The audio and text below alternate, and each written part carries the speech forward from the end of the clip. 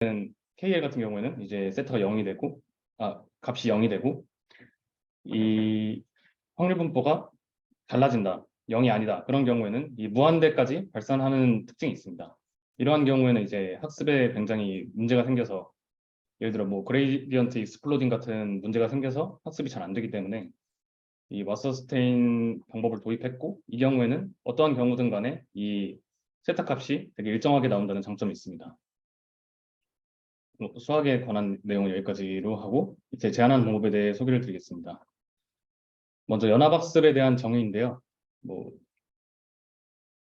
여기서 얘기하는 이 라지 F에 대한 웨이트 식은 우리가 일반적으로 알고 있는 그 연합학습의 식입니다.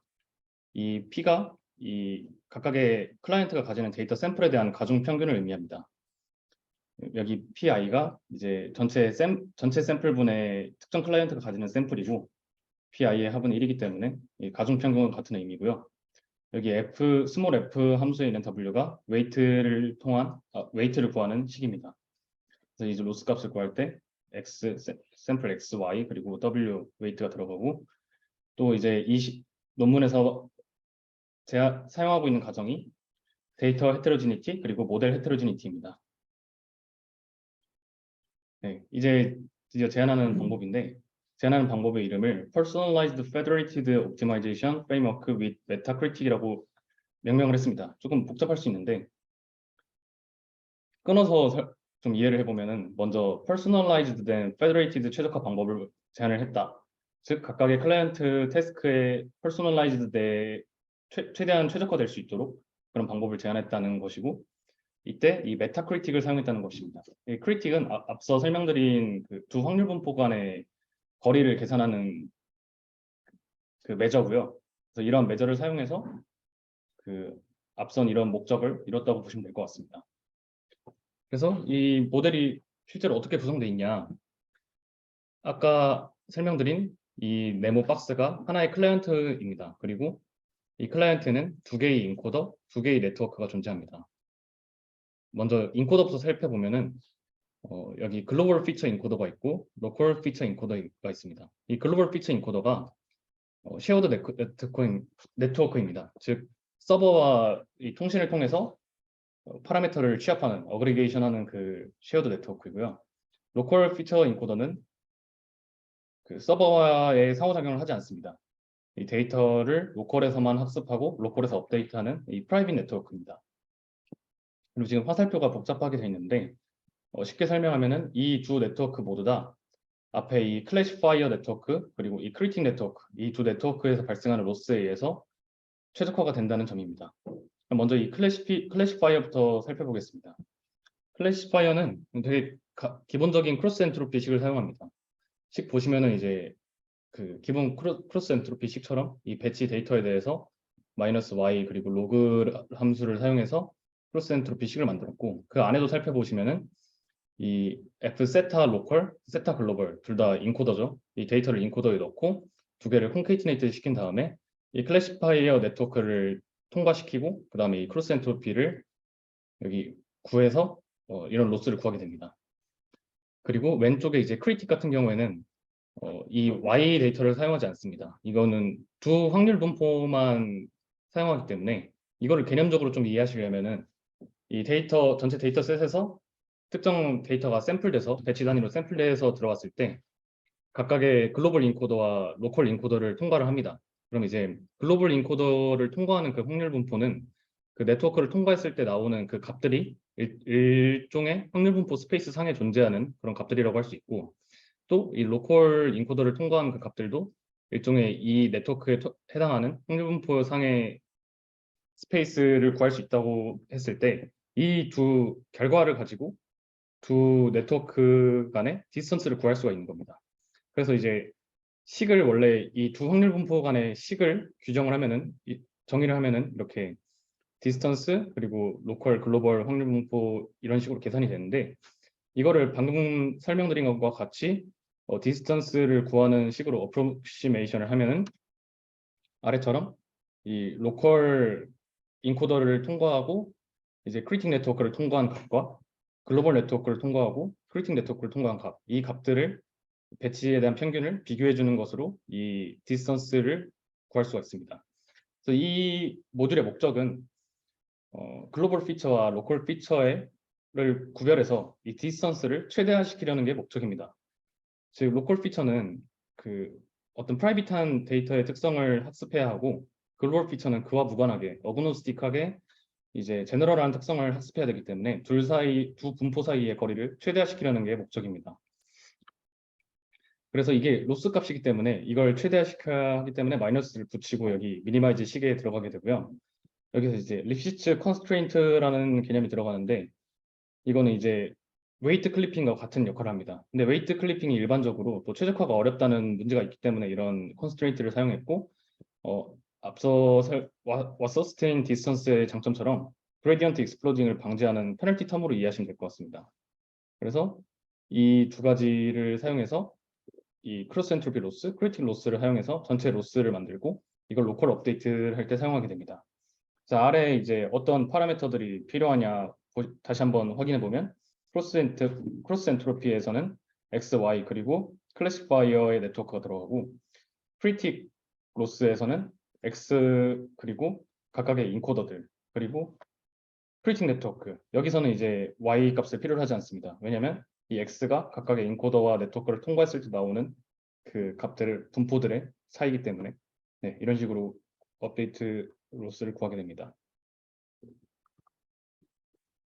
네, 다음으로는 이제 이렇게 만든 네트워크를 어떻게 학습할 거냐. 여기서 이제 그 메타러닝, 퓨전 러닝과 관련된 그 에피소드 트레이닝 방법이 등장을 합니다.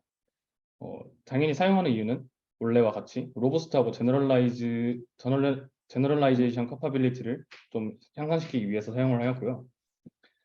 전체 그 데이터를 트레인 테스트로 나눴던 것처럼 여기서는 클라이언트를 샘플링해서 트레인 에피소드, 테스트 에피소드 이렇게 나눕니다.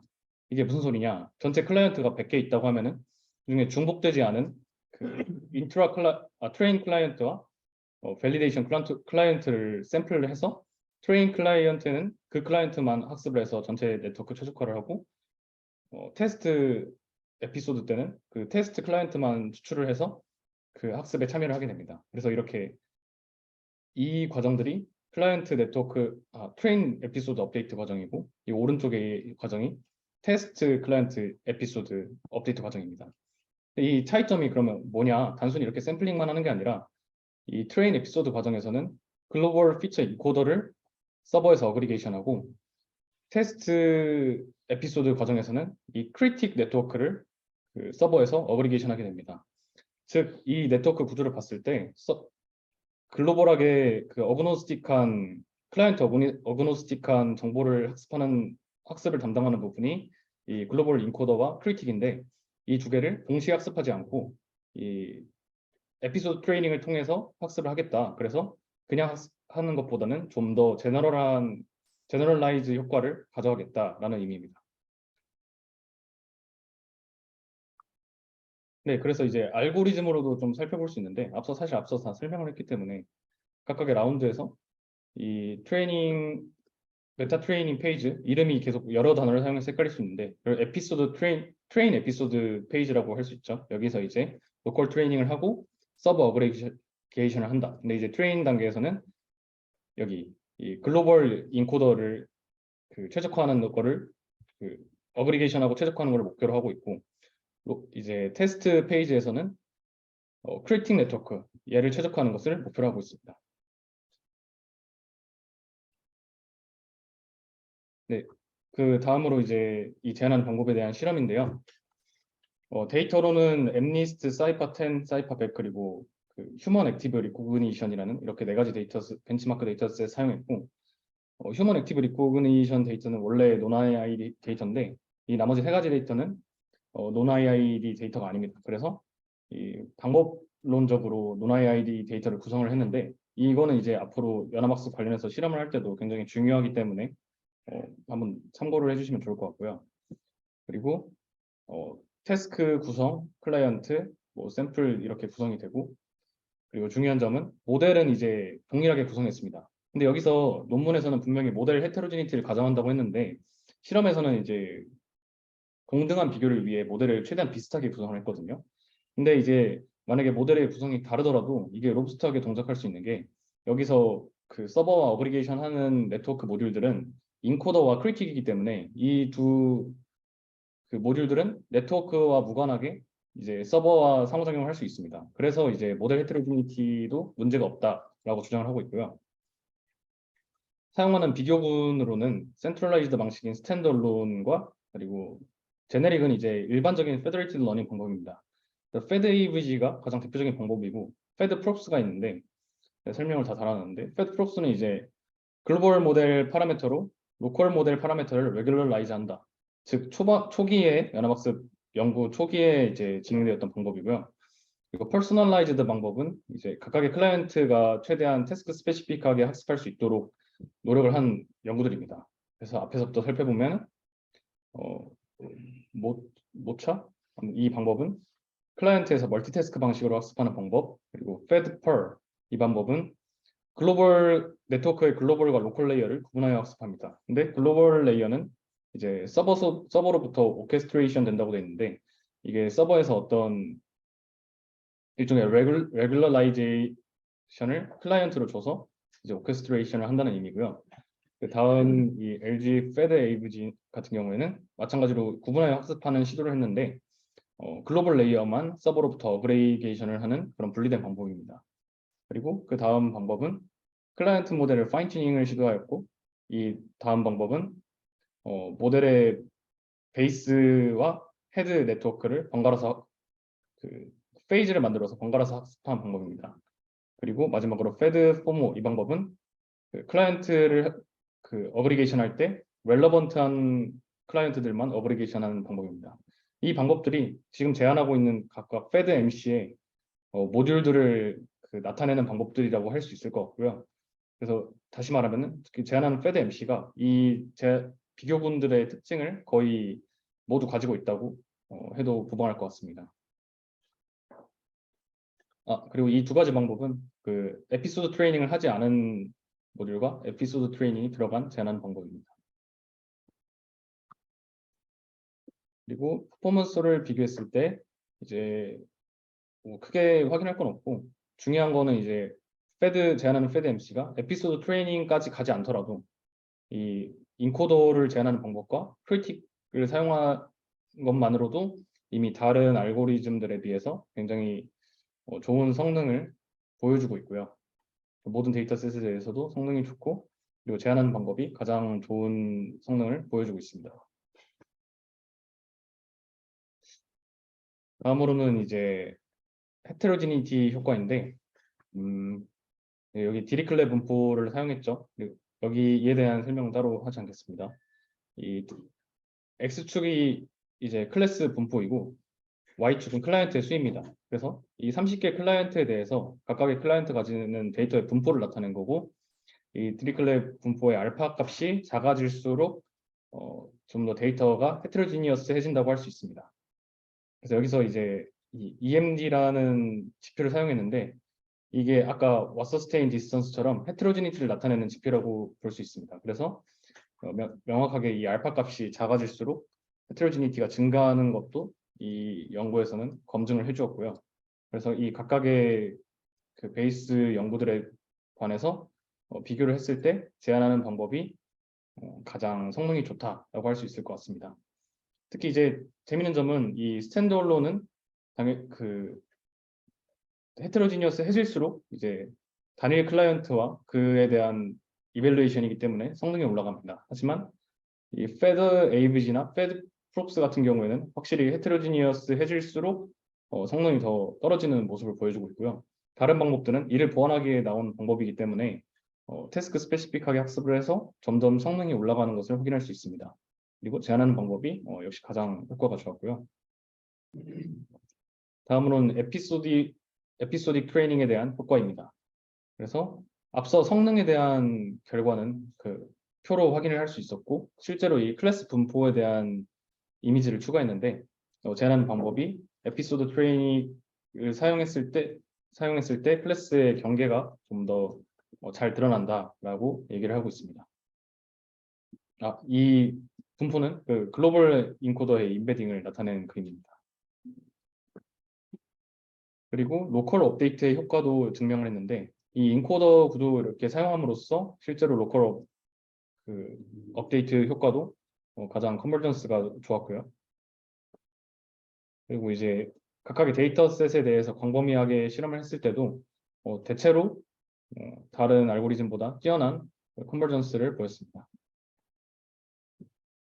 네, 발표는 여기까지고 결론을 마무리해 보면은 이 페더레이티드 네트워크의 가장 문제인 헤테로지니티에 관한 이슈를 해결하기 위해서 FedMC를 제안했습니다.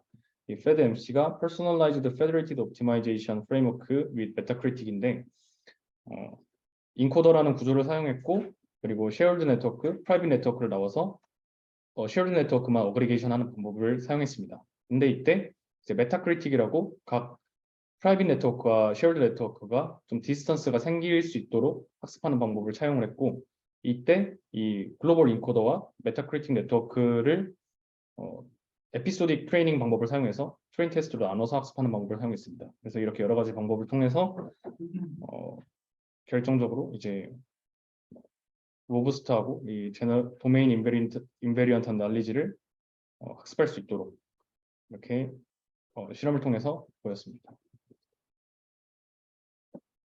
네, 이상으로 발표 마치겠습니다. 네, 잘 들었습니다. 중간에 와서 들었는데,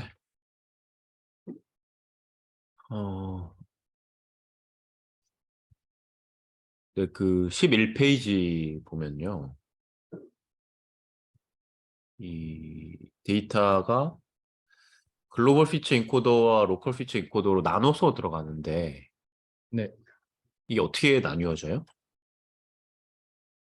두 네트워크를 가지고 있는 겁니다. 정확히는 이제 네, 데이터가 어떻게 나뉘어지는지. 동일한 동일한 데이터가 데이터가 들어가는 거예요? 들어갑니다. 네, 동일한 데이터가 서로 다른 네트워크에? 네, 그리고 글로벌 피처 인코더는 결국은 서버에서 애그리게이션이 되는데 네. 여기에서는 각 로컬에서는 무슨 일을 해요? 로컬에서 이 네 가지 네트워크들이 최적화가 됩니다. 음, 근데 이제 서버에서 어그리게이션을 할 때 트레인 에피소드에서는 글로벌 인코더를 어그리게이션하고 테스트 에피소드에서는 이 크리틱 네트워크를 어그리게이션합니다. 그럼 이 글로벌 피처 인코더를 애그리게이션해서 얘를 다시 각각의 로컬에 있는 글로벌 피처 인코더가 업데이트된 글로벌 피처 인코더를 받는 거예요? 맞습니다.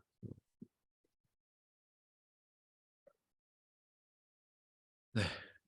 다른 질문 있어요? 네, 저 11페이지, 동일 페이지에서 질문 있는데, 그렇게 되면 글로벌 인코더에서는 이제 좀 더 제너럴라이즈한 파라미터를 생성하기 위해서 쓰는 거고, 로컬 인코더에서는 좀 더 퍼스널라이즈된 파라미터를 만들기 위해서 하는 게 맞나요? 네, 맞습니다.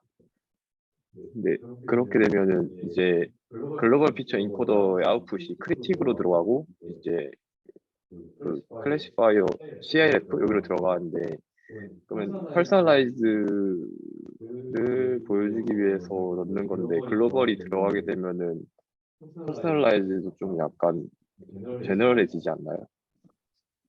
그렇지는 않습니다. 왜냐면은 이 글로벌 네트워크든 글로벌 인코더든 로컬 인코더든 어쨌든 학습을 해야 하잖아요. 그래서 이제 두 가지 이 데이터들을 전부 콘캣해서 클래시파이어에서 사용을 하는 거고 이렇게만 보시면 이제 이해가 가죠.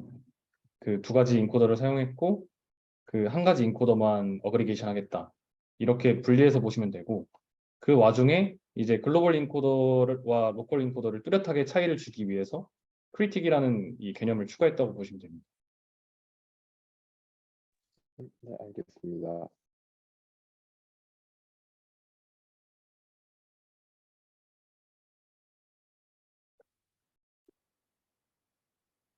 저도 질문이 하나 있는데요. 네.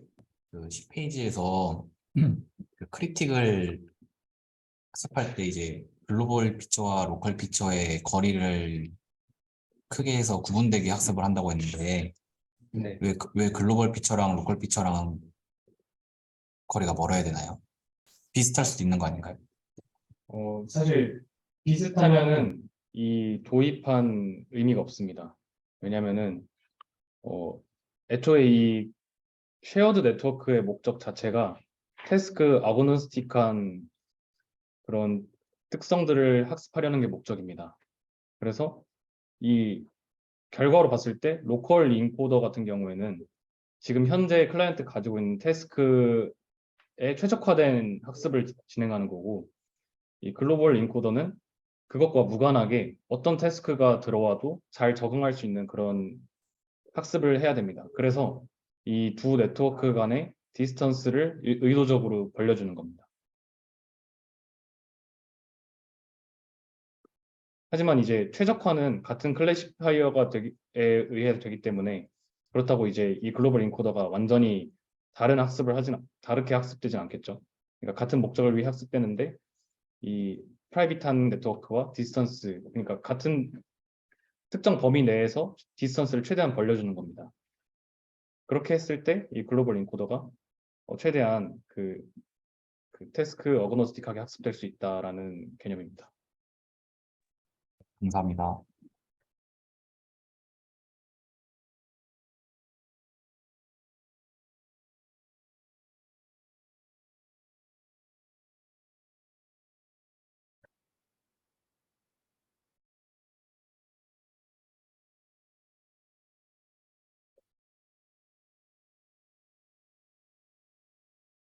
네, 또 질문 있어요?